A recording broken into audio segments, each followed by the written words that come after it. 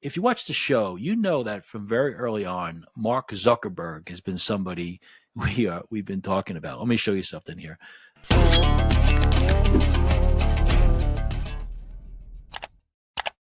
You'll see what I mean if you haven't been around, or you'll remember.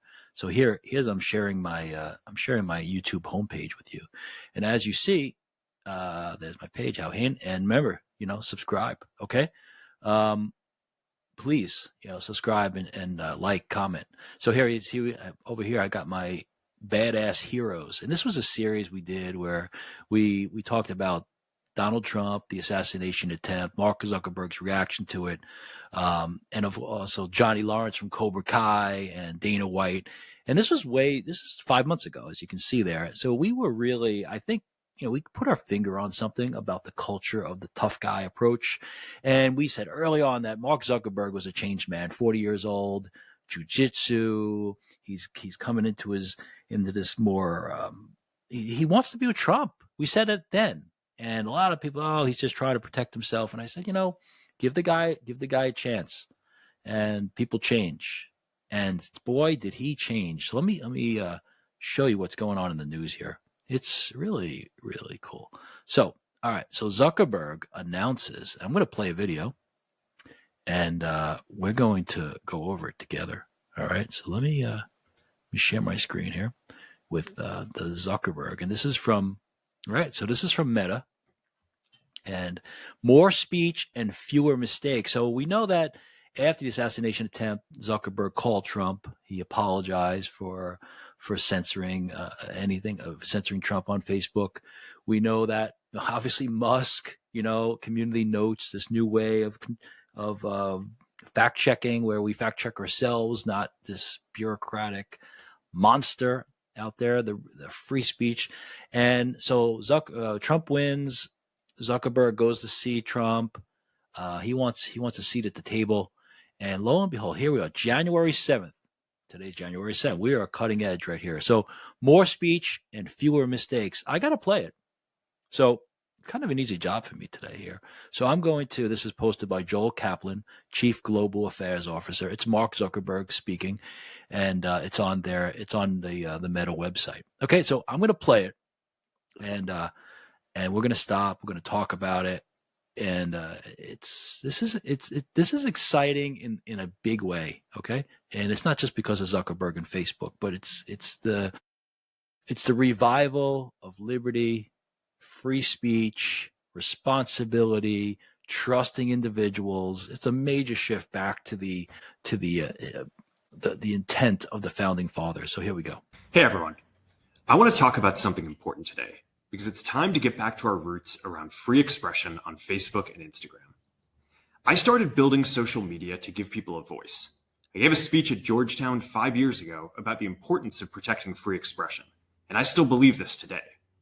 But a lot has happened over the last several years. All right, so I'm going to do this, guys, all right? So he first, I want you to take a look at him. He always wears the T-shirt, but, even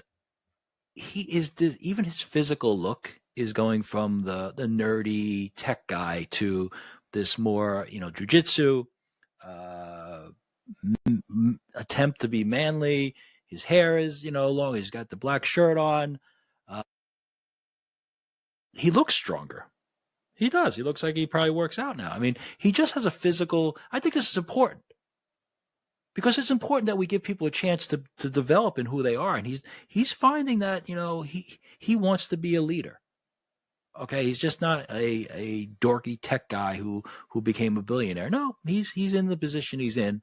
All right, right away he wants to establish that he's always been about free speech, and he established this for people to communicate. Okay, let's take it face value. Okay, I mentioned that he gave a speech at Georgetown. I just think it's a funny coincidence, because during the election and right after the election, we had the reports about the college campuses and what the kids were doing, and Harvard canceled classes. And one of the examples we used was actually a public policy school at Georgetown for training diplomats. And they were one of the ones that were using the Legos and cookies and milk and stuff. So it's funny that Georgetown, because it is it's one of the best colleges in the country. terms of ranking, but let's just remember how this is all connected. He gave a speech at Georgetown 5 years ago. Georgetown is now a kind of a joke in the terms of how they treated their graduate students, our future diplomats, God help us. And he's referencing that he was giving a speech about it at Georgetown 5 years ago. So you can see how the university and the social media world was all tangled up and all mixed up. So hopefully that's why this is bigger than just Facebook or social media. If the culture changes, we reported last week that Harvard, the president of Harvard behind closed doors is saying they have to change their messaging. So social media, universities, this is monumental. We're going to talk in a little while about school choice. All this ties together to a revival of true individual liberty and freedom. Here we go. There's been widespread debate about potential harms from online content. Governments and legacy media have pushed to censor more and more. A lot of this is clearly political, but there's also a lot of legitimately bad stuff out there. Drugs, terrorism, child exploitation. These are things that we take very seriously, and I want to make sure that we handle responsibly. So you know what? I think this is important that he leads with that. Yes, there's pressure from the government to censor things for political reasons, but we do have to remember there are bad people out there. Hackers and scammers and people taking advantage of all types of criminals who are going to be online, okay? Just like they're going to rob stores years ago when there was before the internet. Now there's going to be criminals who are up to no good online. We know that there are every day. We get, how many of us get phone calls every day, scams or emails? So I think this whole thing is laid out, I think, pretty well. And, I think that reminder, we have to keep that in check. The original intent, perhaps, of some of the what ended up being censorship, some of the control, if you will, maybe did have good intentions. I would have to think there was good intention originally to say, we just can't let people say anything they want at any time. Okay? Like Musk said, he's free speech. What does that mean? If it's not illegal, then it's permitted. If it's illegal, Congress or a state passes a law and says you can't do that, well, then they won't permit that. So we do have checks about what's allowed and what's not allowed. But the good intention of protecting people, especially children. Okay. Built a lot of complex systems to moderate content. But the problem with complex systems is they make mistakes. Even if they accidentally censor just 1% of posts, that's millions of people. And we've reached a point where it's just too many mistakes and too much censorship. All right. Complex system to take care of, right? The complexity. Keep it simple, stupid, right? As soon as you get complex, it's really hard to manage. Okay. But I think this is interesting that he says, even if 1%, okay, and then he says 1% is millions, but 1%, this is very a la Elon Musk. Okay. So you have different positions on freedom of speech. Okay, you have all the way on the one side that you can't allow any misinformation out. You have to fact check everything, control the environment. You can't trust the people. The people are so easily misled, so we have to check it for them, and we're going to control, right? That leads to basically no speech. Okay. On the other hand, you have people who say, you know what? It's so dangerous. It is dangerous. And it is dangerous to have misinformation. And it is dangerous to have people lie. But if one person loses their free speech, it's worth it to risk. So it's a risk-reward balance, right? And, Musk is really on the one side that, yes, we have to protect people. And yes, there's a risk. But if somebody loses their voice, then in a sense we all lose our voices. Like we have to be on the side of freedom of speech, because that seesaw tips so easily. It's like the free will issue with God, and God giving man free will, humans free will. Of course, it can be used wrong, but the chance of using it right outweighs the other approach that God could take, which is just to create robots, make us robots, and make us act correctly at all times. There'd be no humanity as we know it. So in order to have humanity grow and choose to become more like God, God gives us free will, which can be used poorly. Well, freedom of speech is very similar. We need to protect our freedom of speech, even though we see it being used poorly all the time. Because if one person is censored and loses their voice, in a sense, we all lose our voices. Okay, so that 1% reference is clearly he wants to sit next to Musk. He wants to be with Musk and Trump. The recent elections also feel like a cultural tipping point towards once again prioritizing speech. So we're going to get back to our roots and focus on reducing mistakes, simplifying our policies, and restoring free expression on our platforms. More specifically, here's what we're going to do. First, we're going to get rid of fact checkers and replace them with community notes similar to X, starting in the US.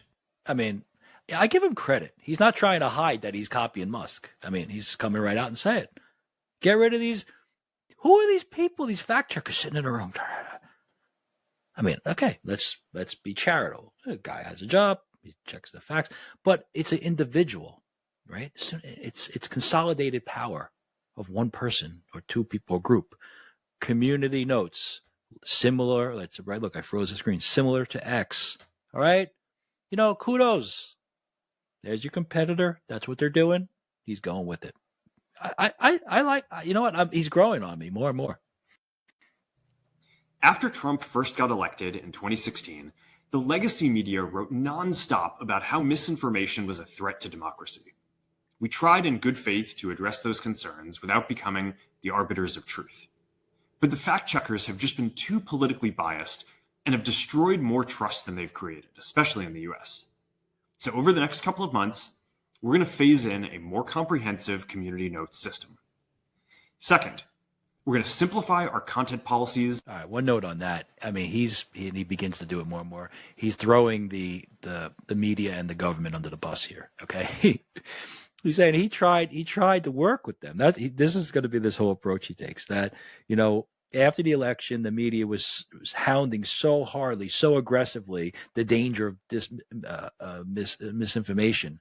You know, that he tried his best to work with them, and it's true. But it was all propaganda in order to interfere with Trump. Okay, this is the wishy-washy. This is wishy-washy because they were, and this is where some people say, well, now Trump's in power, so that's why he's going that direction. It's just to save his own butt. And in 2016, when Trump's not, when Trump is elected, but the media is really in control, he went with the media. In fairness to the critics, there's wishy-washiness here. But again, where is he now and what's he doing? And get rid of a bunch of restrictions on topics like immigration and gender that are just out of touch with mainstream discourse. Whoa. Limitation on immigration and gender. I got to play that again. I'm going to play it again. Hold on. Listen to this. Listen to what he just said. Simplifying policies content. And get rid of a bunch of restrictions on topics like immigration and gender. Get rid of restrictions on topics. I got it frozen. On topics like immigration and gender. You know, guys, if you're involved with social media in any way, if you podcast, you can't, I have said this on the show, it's amazing how many words are marked controversial. You know, the word illegal is marked controversial. Death. You know what was marked controversial? Beer. It's unbelievable how many words. And, some other companies need to get on and get up, follow X, follow now Meta, because it's on topics like immigration and gender. You can't, abortion is considered a controversial word. The topic may be controversial, but the word is controversial. In other words, it can't be used. And if it's used, your material, your post, your video, your clip, your short may be suppressed. It's insanity. I did not realize the level of censorship that took place. It really is quite astounding. And the censorship is always designed to change your speech. If you stop speaking that way, well, then you'll begin to believe in, and you use the words that are permitted. Like, look at abortion. It's a great example. reproductive rights instead of abortion, reproductive rights. Well, you start to say reproductive rights. Well, reproductive rights it carries the connotation that it's a right. So if it's a right, you can't take it away. And it's about reproduction. Whereas abortion is about what? The end of something, terminating what? Pregnancy, which is what? A life that begins at conception. So by getting rid of the word abortion and using reproductive rights, you can see how powerful the language is. So the censorship isn't just about an inconvenience. It's about changing the way people think, public opinion. We spoke last week, a couple weeks ago, a fantastic article by David Samuels in the Tablet about how Obama, and his reign really began to help cultivate how people think through public opinion. That are just out of touch with mainstream discourse. By the way, immigration and what was the two topics? Immigration and gender are out of touch with mainstream. Whoa! Now we're concerned with mainstream. I thought mainstream doesn't matter. I thought mainstream like a month ago was a problem. If you were mainstream, you were the problem. Now it's wow. So all these people a month ago that was speaking about, like for example, with the transgender in sports, I use the expression. Why if this 0.01% is interfering with the entire female sports arena in the NCAA, why should the 99.9% be inconvenienced? The mainstream. Well, that sounds like Mark Zuckerberg's right on board with this. You know what also? He's married. He has children. The jiu-jitsu is huge. When you fight, when you wrestle, when you box, when you compete, it changes you. It becomes a natural sense of a reminder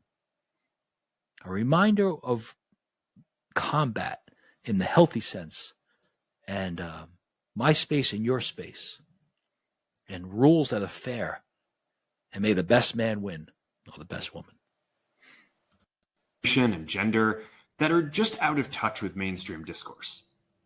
What started as a movement to be more inclusive has increasingly been used to shut down opinions and shut out people with different ideas, and it's gone too far. What was meant to be inclusive has actually turned in on itself and now is exclusive. This is just like Joe Manchin. Joe Manchin leaving the Democrat Party, becoming independent. He threw them under the bus last week. We did a video. Do you see? This is why I'm excited about the show, and I'm excited about, it's really growing. And please continue to spread the word. But this is why. I'm so excited. Also, people say they have it on during the day while they're working or they're driving or they're, and we're going to get onto other platforms, and it'll be more convenient. We're doing everything we can, but we got to grow it the right way. But the reference here to Joe Manchin is relevant because Joe Manchin said they tried to take the extreme and make it mainstream. That was the expression I used. Trying to mainstream the extreme. And that's what he's saying. Same thing. We can't regulate the great majority because of this idea of trying to include, which would of course include. Nobody's saying you can't be there. But what happens is it flips over, and then nobody else can speak. Now, in a sense, nobody else can compete except them. The NCAA standing up for this transgender thing, the Texas Attorney General we spoke about last week, this is all connected, saying, you know what? It's not just about the rights of the transgender athlete. What about the right of the spectator who's watching? If you pay to go watch a women's basketball game, well, then you should see women play basketball.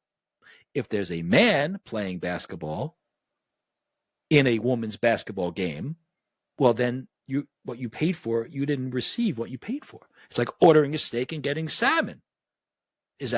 Would you accept that? And the other great point about the whole transgender issue, making the extreme mainstream, was that if you're in the audience and I pay a ticket, I pay to watch a woman's athletic event, and you're going to allow men, then you should also tell me which one is the man. Why put the burden on the audience, the spectators? Is that who's the man? Is that guy? That looks like? Well, then you feel terrible. And what if you're wrong? What if you call him? Obviously, this is very convoluted, but that's what they want. They want convoluted. Ambiguity is shadows. It's where they live, like little cockroaches. You turn the light on, cockroaches run away. Spiders go back up into the cracks. The light's been turned on. All right, here we go. So I want to make sure that people can share their beliefs and experiences on our platforms. Third, we're changing how we enforce our policies to reduce the mistakes that account for the vast majority of censorship on our platforms. We used to have filters that scanned for any policy violation. Now we're going to focus those filters on tackling illegal and high severity violations. And for lower severity violations, we're going to rely on someone reporting an issue before we take action. The problem okay, the seesaw went too far. Remember the seesaw I spoke about? Well, now he's saying, okay, we got to bring the seesaw up. Extreme violation. And we want, if there's an extreme violation, we want to know about it, right? We want to protect our kids. We want to protect ourselves. We want to protect our elderly parents or grandparents. We want things to be safe, okay? We have to have some degree, some guardrails, okay? But, the seesaw went too far the other way. So severe, fine. Look, search for the severe violations. The minor, rely on somebody reporting it. It's like the community notes in the sense of fact checking. This is report. Now, of course, we do know that could be abused too, because you could have a team of people who are going out and reporting anybody who's putting up conservative views, for example. But step by step. I'm telling you right now, I have a page on Facebook, but we really don't use it. This is making me want to be open to Facebook. It's good business. See, there's nothing wrong with good business. In fact, it's a beautiful part of the economy of life, right? That word, the economy, the efficiency, the effectiveness of being clear and being honest and making corrections is a course correction. And you know what? Course corrections are efficient. The longer you stay off course, the greater the degree of being lost. So fix the course, get back in the right direction, which, by the way, is what repent means. The theological understanding of repent is to change direction. You're moving away from God, repent and turn toward God. You're going toward sin, turn and come back toward righteousness. That's it. This is in a sense, a social media repentance. I like that. Somebody's going to take that. By the way, you watch Head of the Girl, Badass Heroes. We called this 5 months ago. Been tracking this. Is that the filters make mistakes and they take down a lot of content that they shouldn't. So by dialing them back, we're going to dramatically reduce the amount of censorship on our platforms. We're also going to tune our content filters to require much higher confidence before taking down content. The reality is that this is a trade-off. It means we're going to catch less bad stuff, but we'll also reduce the number of innocent people's posts and accounts that we accidentally take down. Fourth, we're bringing back civic content. For a while, the community asked to see less politics because it was making people stressed. So we stopped recommending these posts. But it feels like we're in a new era now, and we're starting to get feedback that people want to see this content again. Isn't that funny? They took down the political content, right? Is that it was too much for people? Was it too much, or was it the wrong type? I mean, so we have to have a little bit, our the antenna up for some disingenuous statements. So that one right there, I'm not so sure about. I think it was the wrong kind of political content. That was the problem. But now it's time. The environment has changed. Listen to what he says here. Hold on. Let's see here. Okay, let's see. For a while, here it is. The community asked to see less politics because it was making people stressed. And it does. But for some reason, conservative views made people more stressed. So we stopped recommending these posts. Stop recommending. Basically, it's censorship. If you recommend one and not the other, and for no other reason, if there's a legitimate reason, like it's dangerous, okay, well then, okay, or severe, okay, illegal, of course, that's not censorship. It's protection. It's a degree of censorship, but it's censorship that we're willing to deal with or want. This was more, well, it's stressing me out. What's stressing you out? Trump. Anything about Trump stresses me out because I don't like him. That's censorship. But it feels like we're in a new era now, and we're starting to get feedback that people want to see this content again. So it feels like we're in a new era now. Yes, Mark, we're definitely in a new era now. Okay, and he's being sucked into it, and we're going to start phasing this back. People are asking for it. He's a businessman. The customer's not happy. Well, guess what? The customer says they want salmon, not steak. Here comes the salmon. Start phasing this back into Facebook, Instagram, and Threads while working to keep the communities friendly and positive. Fifth, we're going to move our trust and safety and content moderation teams out of California, and our US-based content review is going to be based in Texas. Can you believe this? Can you believe he's moving out of California? He's going to move these teams out of California, the moderation teams, content moderation, because, I mean, the next line is really fantastic. But, remember like Ben Shapiro, I think those guys, they went down to Tennessee. You have these other people going into Austin, Texas, right? They're going into Texas, the tech companies. And he flat out says why. Listen to this. This is important. As we work to promote free expression, I think that it will help us build trust to do this work in places where there is less concern about the bias of our if we want to build trust. So obviously his goal is to build trust. So they have lost trust. His product needs trust. They've lost trust. In order to build trust, he's not trying to build it if they don't have it, if they already have it, a satisfactory degree.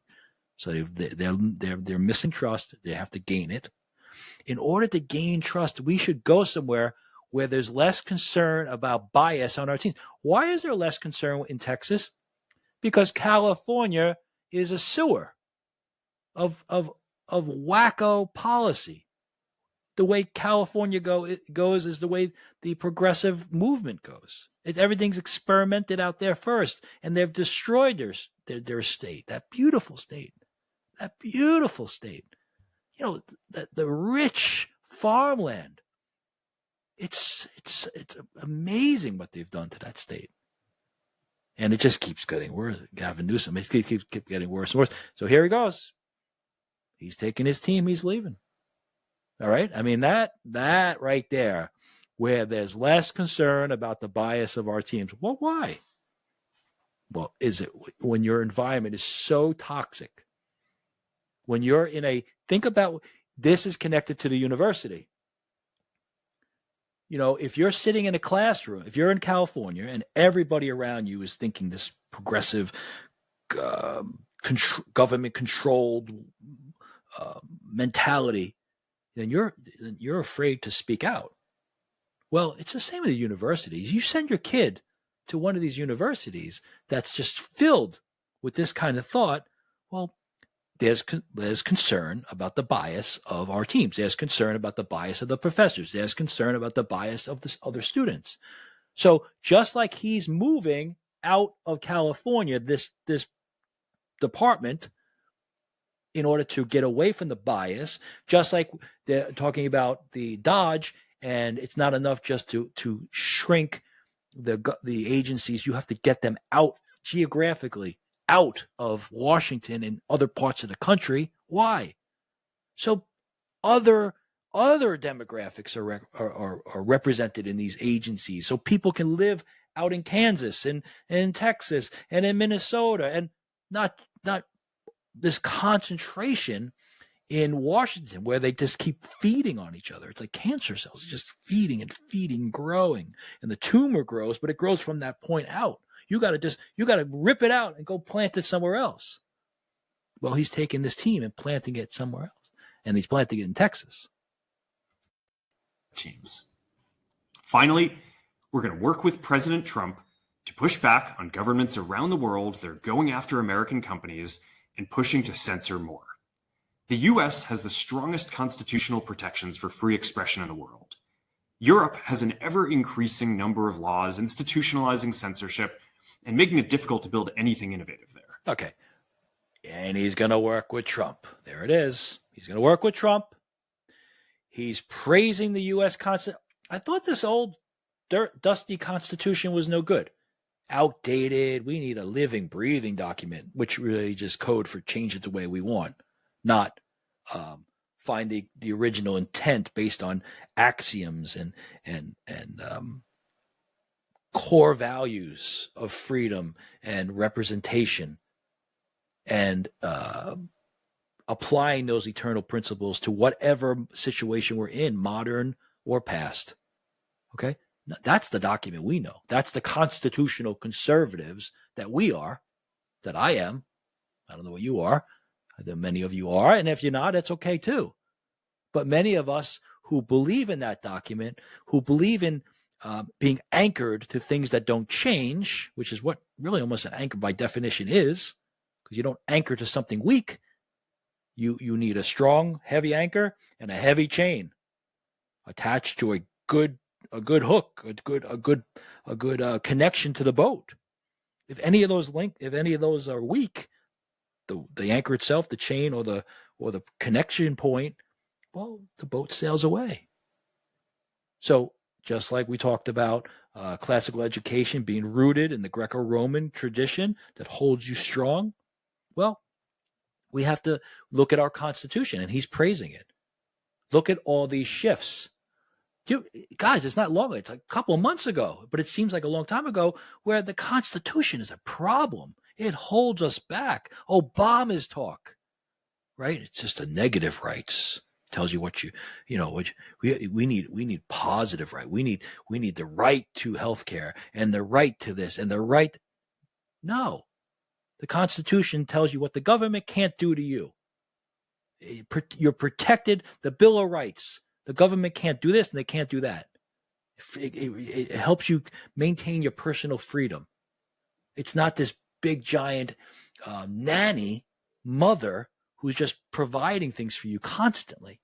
And that's your right, which is why we have a whole new generation, several generations now practically, who are expected to live off things. I'm going to play something a little later when we talk about some politics and Milton Friedman about this idea of that the government just can't provide and provide and provide. All right, so staying on focus, praising the Constitution, and on the flip side, criticizing Europe. I thought Europe was the model. I thought Europe was the liberals' mecca. Look what they do in Sweden, and look what they do in France, and look what they do in Germany. Oh, they're wonderful. And we have this old dusty Constitution we got to get rid of. Nope. Now Constitution's back in style. Europe is seen as this regulatory monster problem holding back. Look at what elections can do. It's a giant cultural shift. It's a counter-revolution to the cultural revolution that was upon us, that Victor Davis Hanson talks about. The cultural revolution. They were trying to fundamentally change who we are as a people, not who's in office. Fundamentally change who we are and what we believe in and our core values.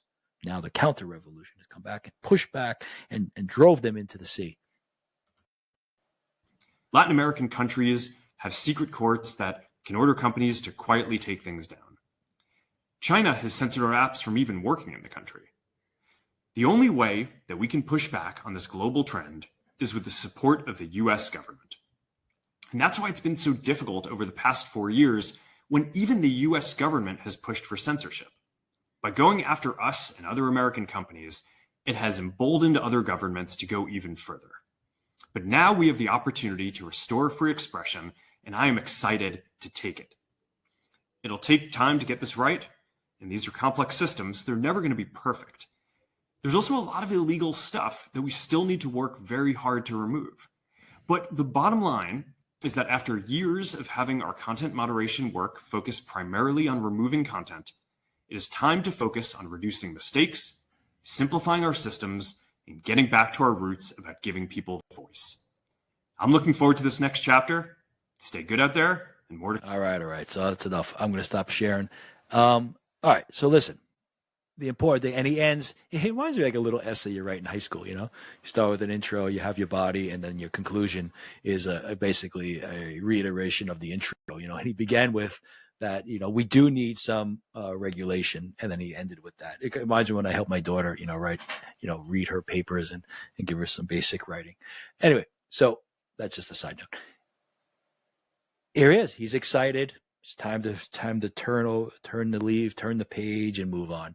Okay, and look how he's doing it. Wait a minute. Watch this. Watch this, guys. Look what I show you in a second here. You when you tune in here, man, I do my research, and I got a lot of good people out there sending me stuff. Okay, so here we go. Hold on. Yeah, wait till you see what I'm going to share with you in 1 second. Watch this. Okay. Check out this, huh? Dana White. Look at the news. Look at this news here, right? You see it? This is the New York Times. Dana White, the Ultimate Fighting Championship CEO, joins Meta's board. You remember my badass heroes? The picture. Who was in the picture? Trump, Johnny Lawrence from Cobra Kai. They're not going to ask Johnny Lawrence to join, but there's the jiu-jitsu connection, the martial art connection. Okay? Mark Zuckerberg and Dana White. This is why. Guys, subscribe. You should be subscribing. We're on fire here, man. This is the same. This is this 1 hour. It's the same. What is this? The same day? When was this reported? Today. Dana White, the Ultimate Fighting Championship CEO, joins Meta's board. Mr. White, a close ally of President-elect Donald J. Trump, further strengthens the social media giant's connection with the incoming administration. There's the picture. You can see. Look at the body language. Look at the body language of Mark Zuckerberg and Dana White. Look at the strength in Dana White. He's kind of rounded toward him. Zuckerberg is, and that's a similar when you see a picture of Zuckerberg with Trump. It's a similar look. I guess he's obviously not as big as Trump's much taller than Zuckerberg, and Dana White obviously is a bigger guy too. Not much in height, but he's more substantial. And I think that's another part of the personality. Zuckerberg doesn't want to be a geek. He wants to be a man. And you can see there's an insecurity in his body. Look at that body language there. Is an insecurity. It's cool. It's amazing. It's cool in the sense that you can see that. And you know what? There's nothing wrong. Even the way he's holding his hand on that table. And look at Dana White with his hands in front. Dana White looks like he's at the press conference for a fight. When they stand with their hands in front. They go, if this was a fight, you'd say, wow, Dana White is going to destroy this guy. All right. Mark Zuckerberg. This is by Kate Conger, January 6, 2025, yesterday. So it came into my link today. Mark Zuckerberg said in a Facebook post Monday that Meta is the company of Facebook, had added Dana White, the chief executive of Ultimate Fighting Championship, and 2 other executives to its board. Meta is adding Mr. White, a longtime friend of President-elect Donald J. Trump, to the social media company's leadership amid a series of moves to strengthen its ties to the incoming administration. Last week, the company shook up the top of its policy team, appointing a longtime executive known for his Republican ties as head of global policy. Meta has also donated $1 million to Mr. Trump's inaugural fund. There it is. We know we talked about the donating to the fund, and so did Bezos. And now he also appointed a longtime executive known for his Republican ties. He wants at least some balance, if not really shifting over in his in Meta, moving to Texas, embracing free speech, the wonderful Constitution. Europe is a regulatory mess. Dana White, Republican ties, another guy. This is the way to go, guys. All right. Now that we got that all confirmed, we got our badass heroes reference, we got our Mark Zuckerberg, and we got Dana White.